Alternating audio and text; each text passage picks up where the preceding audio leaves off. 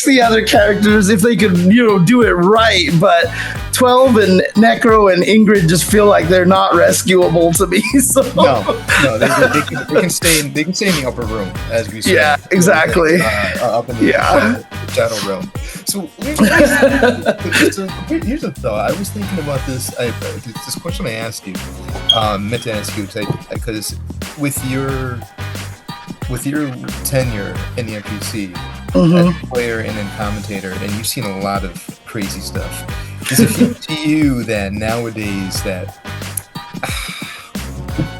how am I going to say this? The personalities aren't there. Not personalities as in, I guess, like, what I'm trying to say. So here's what I'm going for. Filipino champ. Okay. Right. Yes. Yeah. Villain. Straight. Right. Villain, heel, but really good, crazy talented. Right. Yes. Daigo. People would think, at least in the 4 days, he embodies Ryu, and stoic and quiet. Taquito, it just felt like there's all, and maybe the play styles had something to do with it too, depending on the game. But there's all these sorts of personalities, and I feel like almost the last one I really liked a lot was Punk. And maybe because maybe I'm not sure, it's because I don't play. No, I should say that it's not as connected per se. But the personalities are quite there. I'm not sure it's because teams are gone now. For the most part. I'm not sure if that has something to do with it. I'm not sure if just like overall the scene is just changing. I'm wondering if you have the same thoughts or similar or counter, etc. The interesting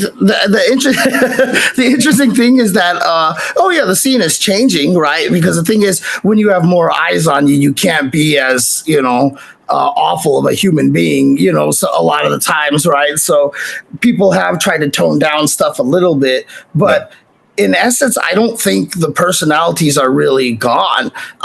Some of the more bombastic personalities perhaps don't play as much because they're finding success in content creation. Like Smug, for example, is one of the premier examples, because he's still one of my favorite players of all time. He had a great personality. He was funny, but he doesn't travel as much because he's streaming and doing content a lot more, but like you mentioned, Punk is still there. And just recently, had the huge beef with the entire country of the Dominican Republic, And then, you mentioned Filipino champ, and we have Noah the Prodigy now. So Noah the Prodigy is about as heel as you can get right now, even though he's trying to be respectful at the same time. But, he still wants to be a heel, I just read a quote that Daigo is swearing revenge. Well, it wasn't that I don't think he was swearing revenge. He was just saying that he is considering, leaning, basically cutting back a little on the streaming and content creation and trying to be more competitive again. And I think how he put it was like, if I do that, then I will try to get my revenge, kind of a thing, I forgot about Noah. I did. I completely blanked on him because when he was young from Marvel. He was a cute little kid, and now he. And again, it's interesting too, because Japan back in the day, like all their players, I don't want to say they didn't have personalities, but their culture kind of promoted them being a little more quieter. But like the Japanese players are a lot sillier now, and they're willing to be a little kind of crazier themselves. That's how come Taquito was so popular even a long time ago, because he was the only Japanese player to come over here and just be like, trolling people, doing Taquito poses with the Chen sign and all that stuff. So like a lot of people but nowadays you see that a lot more from a lot of the players, right? Like Nemo and Itazan with their little fun rivalry and stuff. There's a lot of good stuff going on there, and like I said, I think that there still is a lot of good personality in the scene. One of the reasons why that it's harder, and as a commentator, I absolutely hate this, but we can't see anybody when they're all playing in online tournaments.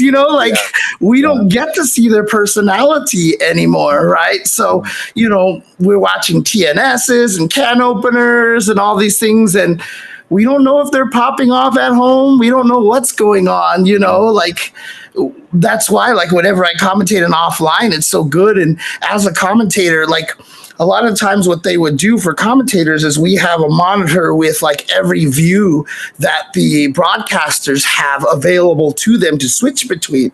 So we'll have one that's just us, one that's the notepad that they talk to us with. There's a view of the players, there's a view of the screen.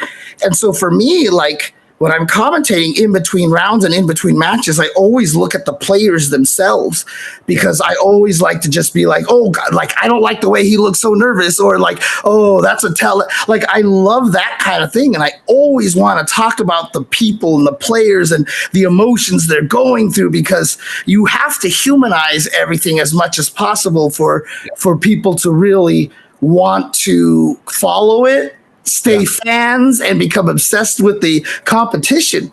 And so that's my main goal all the time, is to humanize the players as much as possible. And when we commentate online, we just don't have any ability to do that.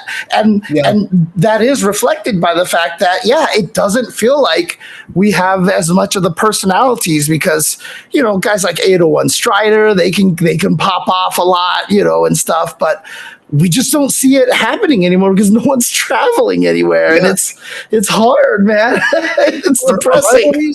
Are rivalries still there, do you think? I do think that they're still there. There was just a rivalry that, obviously the Punk versus Dominican Republic thing, the Knuckle Do versus Kaba thing is still going on too, as well. The hardest part with it is, the reason why rivalries, in my opinion, feel like that they're not as prominent anymore is because back in the day, it was, let's go all the way back in the beginning of time, kind of thing. It was really about arcades versus arcade. You wanted to be better than the arcade across town, or if you had strangers come in, you wanted to make sure you beat them up. So they would go back to their arcade going, oh my God, these guys are so good, or if you visited another arcade, you wanted to beat everyone up and then disappear, and everybody was, who was that guy, kind of thing. And so what happened was it expanded from there, from like SoCal to NorCal, and then eventually became East Coast, West Coast, and then Midwest got involved. No coast, no kings, as Combo Breaker has always said. And so there was a lot of that. The hardest part right now is that a lot of people now are less concerned about within the country, but now it's overseas thing, right? You want to make sure you take out the Asia region. EU wants to take out this region. And so we don't get as much of the rivalries loudly and talked about, because we're trying to fight people across oceans, and we're not talking to each other every day and yelling at each other. I mean, some people are asleep, when you're trying to talk smack, It's true, because in CTF, or even in Milford, as small as that arcade was, I think we had Nerd Josh at the time. That was probably our guy, shout outs. But it felt like anytime a West Coast guy was coming, it was a rumor, because of course it's pre-internet, so when he actually shows up, you thought that the Saiyans were coming to Earth, and you had to, you know what I mean? Right. No, yeah, absolutely. You had to train. Yeah, that's what I mean. Back in the arcade days, I was saying, it's there's that weird thing when other people visited your arcade, you had to defeat them. Like you said, you're defending Earth. And that kind of kept up even when you got to the point where, for example, you were when it became East Coast, West Coast. I mean, the whole Street Fighter 4 era was driven by the East Coast, West Coast rivalry. Again, and I'll West say the Coast same for Marvel too. Oh yeah, oh yeah. Yeah, yeah, Except, although I'm sure a lot of West Coast doesn't want to admit it, but East Coast kind of had that one on lock. But yeah, like I mean, yeah. Street Fighter 4, I've told the story many times on all sorts of places, but like, we were lucky because, we got access to cabinets, and in East Coast there was just the one Street Fighter 4 in Chinatown Fair, and you had to Yep, wait like 3 hours in line to even play yep, a single game.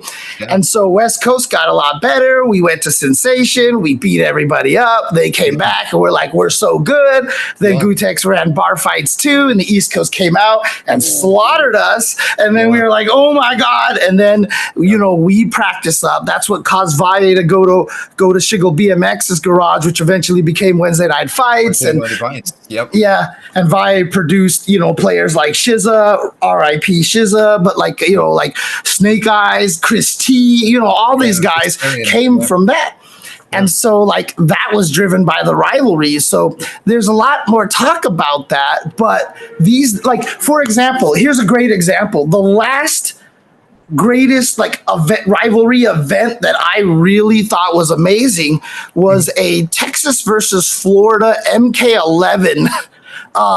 Like it was like a 15v15 that took place at an event, and like they streamed it and everybody was just loud, and like Katana Prime was on there just like talking smack to everybody, and like it was great. It was such a wonderful event. But Mortal Kombat isn't played in a lot of other places, right? Like No, there are no, it's small not. scenes in Europe, but it's banned in some countries. In Asia, you're just not going to find it there because it's banned in most countries. I And don't think so, I've ever seen it in Japan. I mean, there's a pocket of players there, I think, but it's Okay, so niche that like it probably doesn't even do anything, because I do okay. think the game is actually just banned in Japan, if I'm Really not mistaken. I'd have to interesting. check that, double check that one for me, because I might be wrong. Yeah, They just still. might not be interested in the game. I don't know. But, because it's kept within the United States, that rivalry was really like strong and bitter. Now, Tekken's going through a US versus EU thing, but it doesn't seem to be manifesting into anything right now. But, Yeah, yeah, once it gets global, it's very hard to keep up that kind of energy level of rivalry. Also, because once it starts getting global like that, like you feel like you can't talk smack to the Japanese players like you can talk smack to the Floridians. You know what I mean? Like you're just like, we're Texas, screw you Florida guys. Like you feel like you can kind of just do that because you're all kind of within the same family. But once you're like, like, oh, France's ass at this fighting, like, like it just kind of gets to this level where you're like, So I don't think that the rivalries are necessarily gone. It's just that they're different, and we have to understand the etiquette of a lot of it now. You know what I mean? It felt like for me personally, the last old school rivalry that, well, not the last, I shouldn't say that. The one I really sunk my teeth into was Goichi versus, Sonic Fox. yeah, yeah, yeah, Sonic's Fox. That was because international, like you said, and Yeah. And they were and talking smack, and they were talking smack. yeah, and that's the thing, Goichi versus Sonic Fox. And honestly, too, I mean, another good smack talker, Goichi versus Leffen. Oh yeah, yeah, yeah. I don't think that was as extensive as Sonic Fox, but still, Yeah. I mean, I'll um, tell you this right now: that Goichi Sonic Fox rivalry is one of the incredible. like turning points for me, even as a commentator and such, because because like I said, I was talking about making people fans of the players, right? Or earlier I was saying like you have to get them invested in the personalities and stuff. And everybody watched every time Goichi and Sonic Fox fought each other, whether they cared about Dragon Ball Fighters or not. Like you had people who just couldn't give a crap about the game, but they would watch it because it's Goichi and Sonic Fox, right? Like it was like, this is the rivalry. And so you had so many people paying attention to that. And I was like, it's about the players. It has nothing to do with the game. Right? Yeah. Like literally nothing to do with the game. It's just the players. And so like for me, that's why I spend so much time trying to emphasize the players more than anything now, because I'm trying to turn people into fans of the players.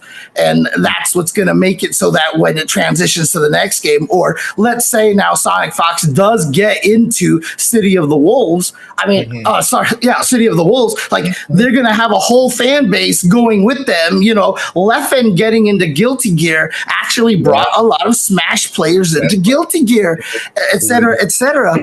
So the person is so important. And yeah, Goichi Sonic Fox, I mean, the other best thing about that rivalry, honestly, was that they did go back and forth. Yeah. You know, Sonic Fox beat Goichi at Evo, then Goichi eventually beat Sonic Fox, and we had that great call by Sajam and Tasty Steve where Goichi just started crying, you know, and like he's almost like overwhelmed that he did it. It was such a great moment. So yeah. Here's one for you. I'll say the names, and you'll probably one's old school, and much Wolf Crone. Oh God.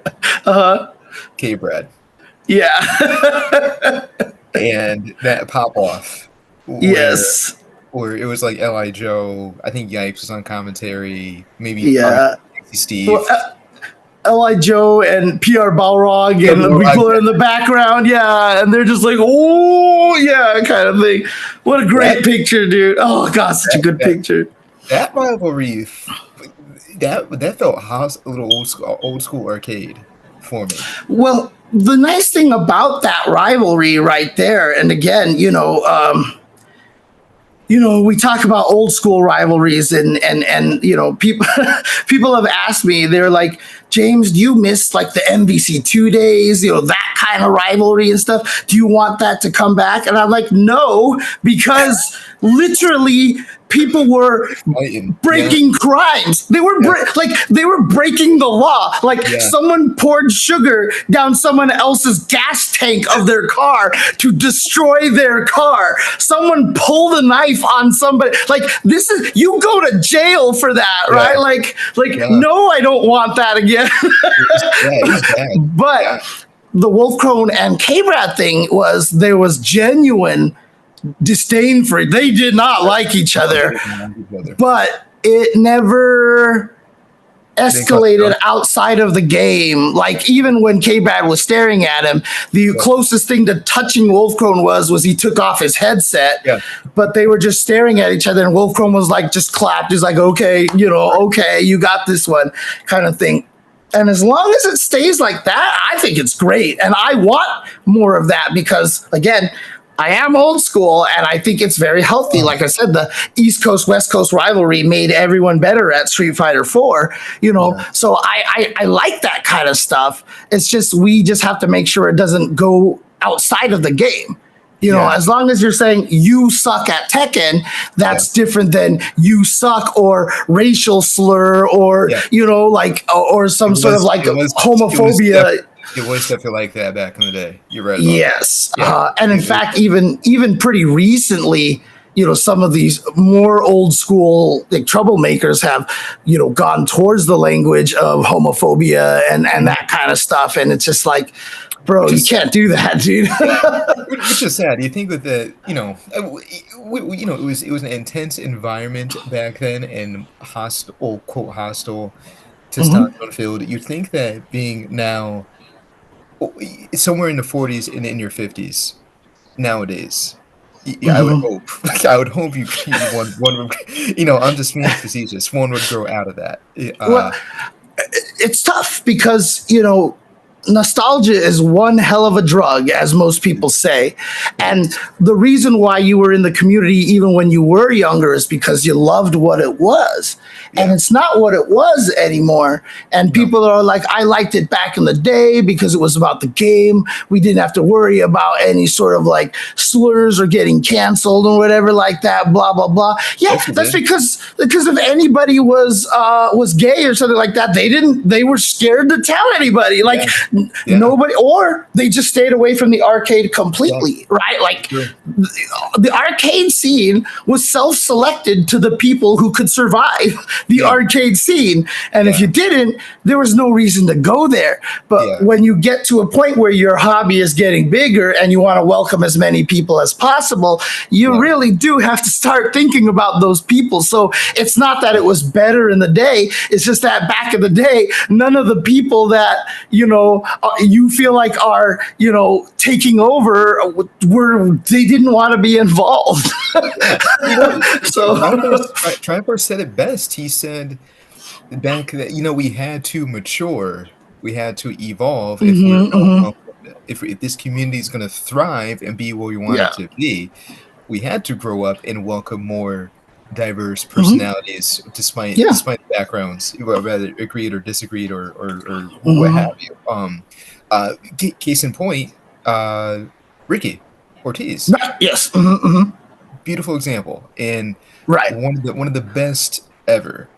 Well, I mean, it's a tricky one as well, because a lot of people talk about Ricki Ortiz, Yeah.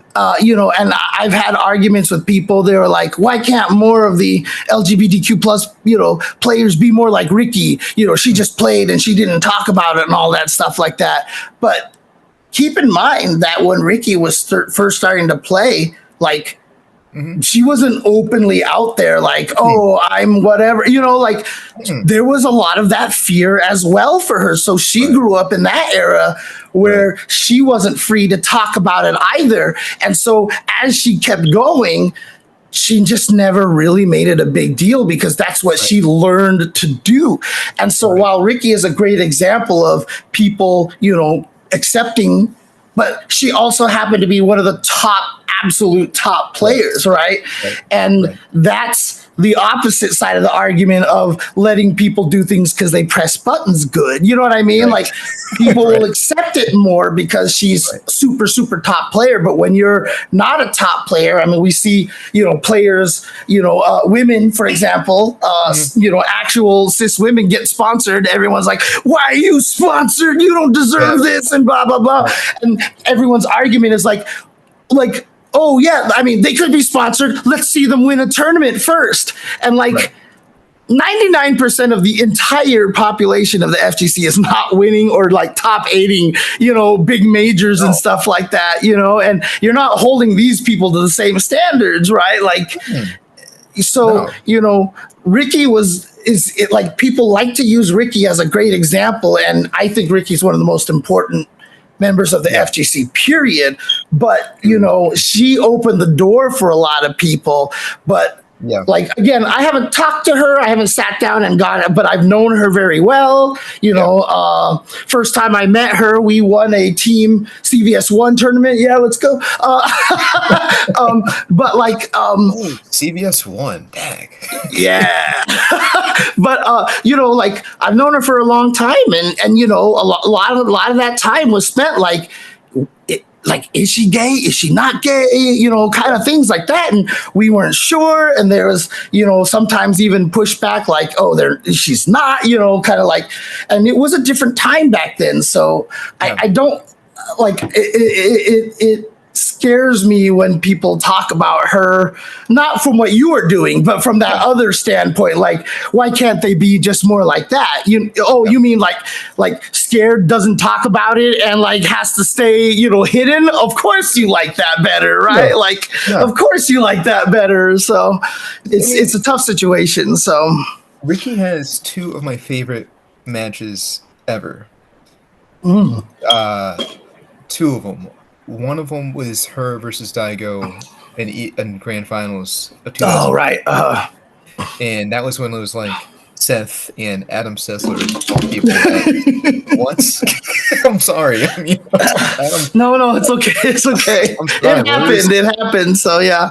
Where is Ultra David? Where is James? Why Adam Sessler? And all the love and respect for Seth Killian, but what? And then the other was, as much as I had a abusive relationship with Street Fighter 5, was her versus Marn. And I forget what tournament it was. It was the first time I seen Marn back in years. Was that the NCR one with the super killer, super killer, the late registration bracket and stuff? I think so. Okay. I think it's called like the bracket of death or something Yeah. like that.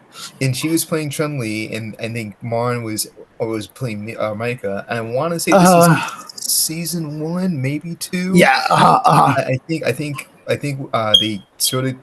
I think Chun-Li wasn't chopped off as far as playability quite yet. Yeah. She was super good in season 1. Season 1. So I'm not sure if it was 2, and we just didn't know. But no, that tournament with that NCR with that bracket of death was definitely a season 1 tournament. So that match, that was so back and forth, and I think that's one of my favorite favorite fights ever. Period. Okay. And nice. as much as I have this love-hate relationship with that game, and everything. Right? What is your favorite? I mean, it's kind of you're gonna hate me for this question. Some of your favorite matches. Favorite matches of all time? I mean, I've seen so many. It's so hard to say. I mean, I know I have like lists of matches that I've loved in the past, like for my own personal yearly awards and stuff. I'd probably have to go look through a lot of those, I mean, just of all time, it's really, really kind of hard to say. I've seen way too many matches at this point. He's gonna hate me for this one, but yeah.